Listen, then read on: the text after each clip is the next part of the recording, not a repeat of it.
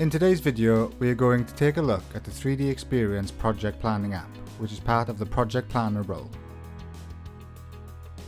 In this scenario, our team manager, Megan, wants to create a new project to manage all tasks associated with this stage of the project. She creates a new project using the project planner app.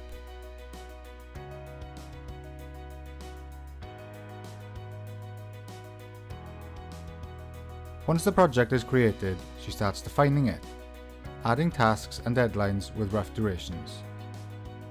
This gets displayed in a familiar Gantt chart layout, useful for creating complex project plans. At any time, she can edit any task to add information or modify durations. These tasks do not all happen in parallel.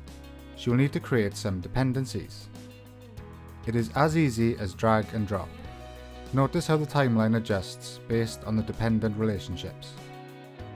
Now it's time to add assignees.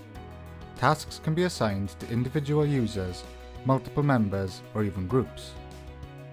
Auto-completion of team members' names makes this quick and easy.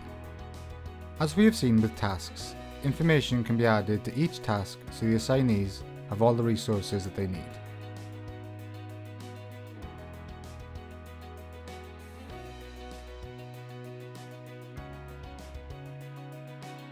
These tasks have now been sent out to the users to complete the work.